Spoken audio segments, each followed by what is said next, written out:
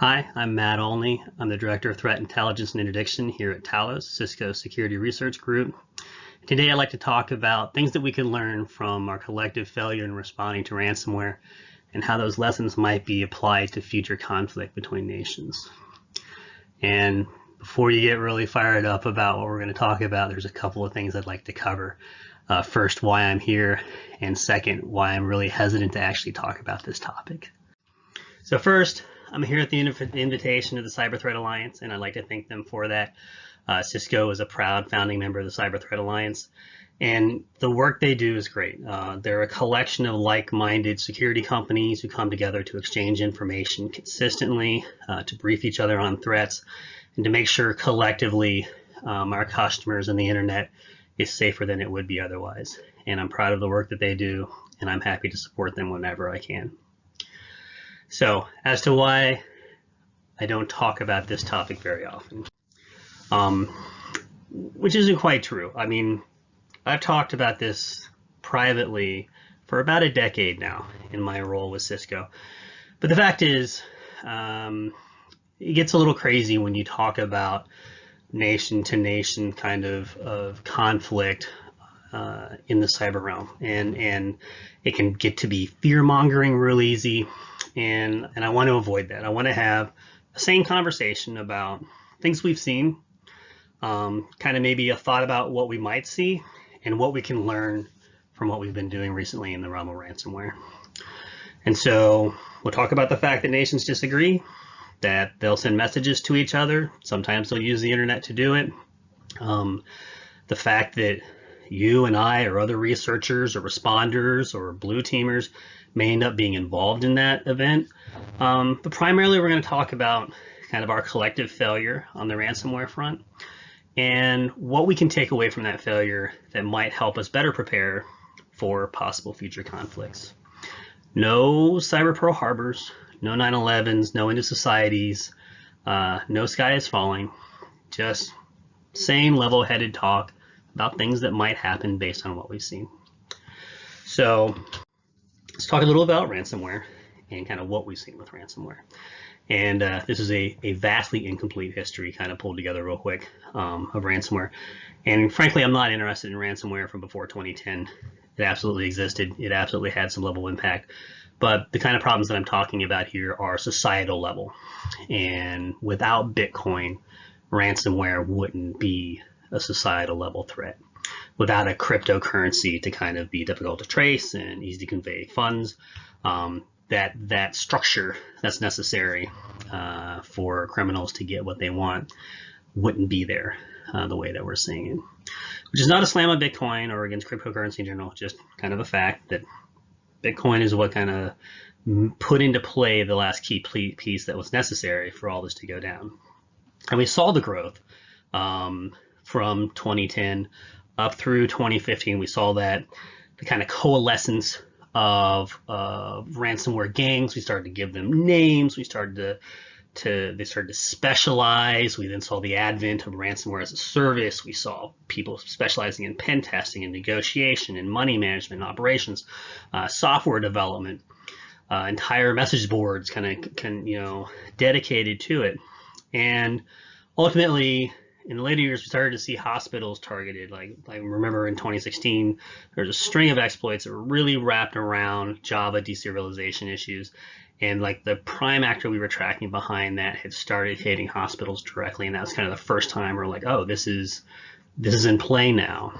The growth from that, from hospitals to state and local governments and other kind of critical services, all of that kind of happened between 2016 and 2020, and ultimately kind of led to that big game hunting approach where, they no longer, like originally it was like, you would be targeted individually. Now they're targeting companies. Now they're looking for companies with big pockets or insurance who can pay them millions of dollars to get the key to their encrypted files.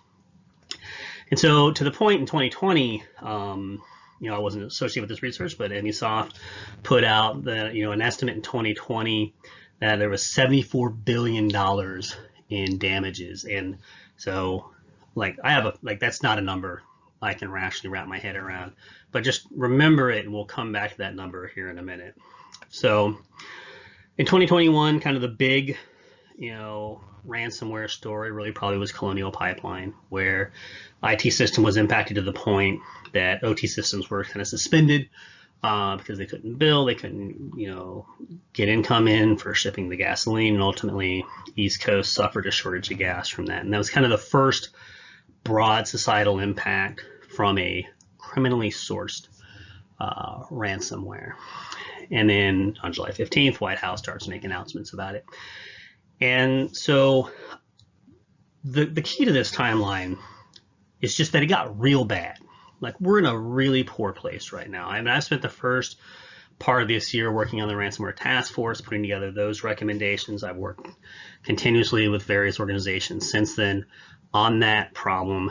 And it is, probably the defining security issue that we are currently dealing with in my mind.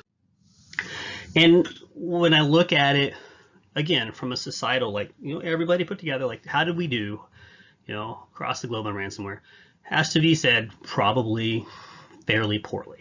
And you just have to look at what's happening to understand that. A number of you are probably in various kind of security forums where they have the output from various ransomware bragging sites about who they've patched, and they'll kind of, be put into one of the channels, and you'll just see them scroll by. And I think there's a lot of areas where we can kind of point and be like, yeah, we didn't do well there, we didn't do well there. Relying solely on law enforcement, probably insufficient, given that a lot of the people that are behind this are outside the reach of those kind of organizations largely, unless they make an error in their travel arrangements. But we've seen, critical infrastructure has failed to adapt. Industries have failed to adapt. Government has failed to adapt. And, and so what I would put it, I would put this in a way that only someone from a security vendor can really put in. So I've been doing this for a while now, so from before Bitcoin.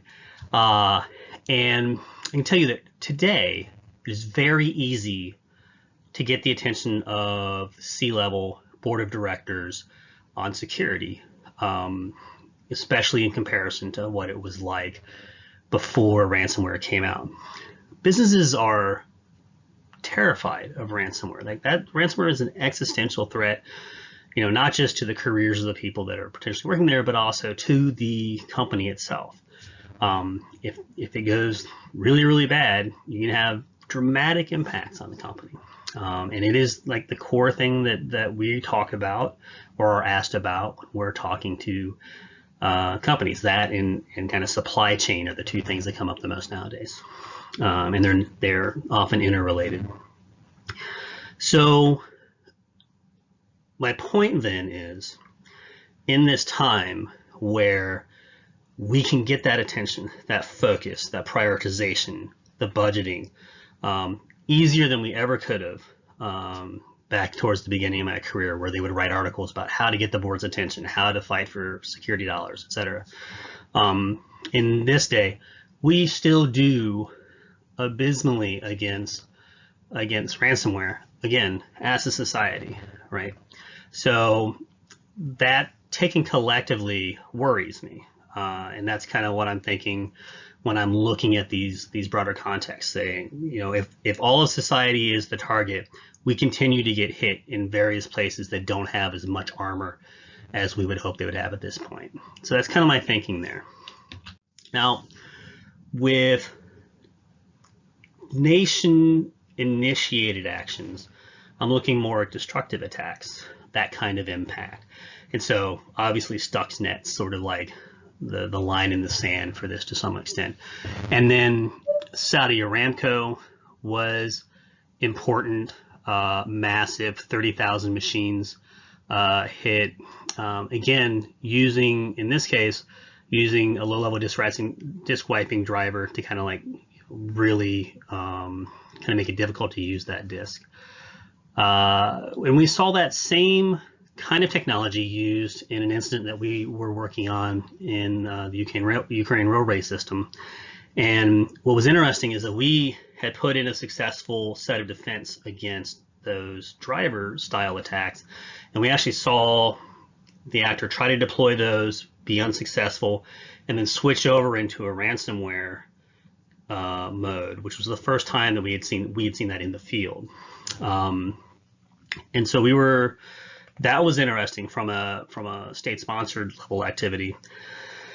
And then we saw WannaCry, which, is kind of our best guess right now. It was like a whoopsie doodle out of North Korea. Clearly wasn't a well-framed attack, but even in that accidental mode, managed to do enormous damage globally, powered, in part by the exploit that it was chained with, but also that destructive payload. And then in 2017, NotPetya, which was sourced at a tax company called Medoc in Ukraine. Obvious target there was the Ukraine economy and those companies globally that chose to do business with Ukraine, because every company that did business with Ukraine would have to, have an account with this kind of software. And, it was a targeted, destructive, state-sponsored attack, and it did $10 billion worth of damage. So now let's go back to that number Microsoft had, and I think it was 72 billion. 7 NotPetyas is what they're estimating in 2020. So that's like the scope of that ransomware problem that we're seeing, which having worked very deeply on the NotPetya incident, having led Cisco's response to that, and having had a team in Ukraine working on that issue, it's astonishing to me, that level of impact. So that's how I'm thinking about this as I'm putting this together. So when nations don't agree, they have a lot of options, and thankfully most nations share a desire not to go to war, and that's a good thing. We're happy about that. But we have to recognize that there will be times when nations want to impose costs or send messages or apply pressure or work somehow to get their way. And what we have seen is, particularly for countries where they have some asymmetry to their opposing nation, cyber's cost efficient, but also between countries who don't want to approach that kind of hot conflict stuff, cyber is a useful place to be. And countries have had a problem drawing firm lines in that space, so there's a lot of activity there. And so we've seen it in Ukraine, in Russia's like hybrid warfare model there, where there's like this hot kind of conflict on the side, but a continuing sustained effort in the cyber realm as well. And also in countries like Iran, where we've seen both inbound to Iran and outbound from Iran, attacks from different governments trying to achieve their means through the cyber realm. And so taking what we've seen, my point here is on these things is that if we model this up to a more intense conflict, how would we look? If we take, a nation that wants to do destructive stuff and they're willing to go a little further than we've been, how would that play out? How would we respond? How would we come out of that? And, I look at it as ransomware is like the way both any cyber actor, whether it's criminally motivated, financially motivated, or a state-sponsored actor, will use it in one of two ways, either for the destructive capability or the denial capability. But from the defender side, largely the defense between those is the same. What I would anticipate seeing in the kind of scenarios that I'm thinking about in the future are more sustained campaigns, more well-financed campaigns, perhaps, utilization of withheld exploits, kind of, that kind of level of sustained effort, and how would we look at that? And so I don't have a better way of putting it than to say that we wouldn't do, in my mind, well. If we can't handle, ransomware sustained over years, coming from actors that we have some insight into and we have some sights of their means, but we can't get to the point where we're feeling secure as a society on that, then a more sustained effort from an adversary using similar techniques would go poorly for us. And so can't dodge a wrench, can't dodge a ball. And that's an issue that I think we need to talk about. Like, we don't need to panic about, but we should have some conversations about what that means. And so I kind of would like wrap up kind of looking at what would we take away from this. And I've rewritten this slide 3 or 4 times, and I've settled on these kind of government focused pieces because those are the ones that I think that I've best studied. And we need governments able to assist critical infrastructure in getting and responding quickly to changes in the threat landscape, to getting to a secure space. We need to put into place policies and programs from the government side to assist companies like Colonial that are suffering from an attack, but try to keep them still operational from a critical standpoint, because it was inconvenient when one company was affected. In my mind, if you have a broader impact, you need to have the authorities and the funding and the infrastructure available to assist those companies to stay viable while they supply those critical infrastructure needs. I've really been impressed with organizations like NCSC in the UK and CISA in the US and KISA in Korea in terms of their acting as kind of a trusted point of technical information for private sector. Each of those have differing kind of roles and positions and within the various government communities they have and how they interact with the private sector. But each of them speak well. Like if you are in those countries and you want to understand kind of what they're worried about, the things they put out as things of concern, I think, are viable in all cases. And they put out good technical guidance. They work well with the private sector to ensure that guidance is right. And I think continuing down that path while avoiding positioning them to where they have some kind of weird authorities or some other kind of oversight, but where they're strictly kind of an information distribution, expertise distribution point, is a really good way that the governments are going. I think that's a good evolution. Getting into recommendations for you and your companies and the people you work with, we need to, I think it is irresponsible for security vendors not to at least have this on a very light burner in the back, just thinking about and kind of watching the world as it changes and seeing kind of where they might need to move, what kind of things they would have to do, who they would have to work with, who they have to communicate with. And so that's part of why the Cyber Threat Alliance is important. Like having those relationships pre-built means that when something goes wrong, it is easy to bring all those groups together and come to a better decision collectively than we would individually. Building bridges both between industries, between your coworkers and other companies, and even into the government, to kind of have all those paths and communications, understanding those relationships built, the boundary set. I think that's really valuable time that can be spent now, and should be done. And there should be somebody in your organization who is taking care of thinking about those things and kind of making sure that those skids are greased and those communication pathways stay open, because it takes effort and it's hard. Finally, don't panic. Like, that's not what the intent of this. Don't compromise on privacy or protecting customer data or any of that other stuff.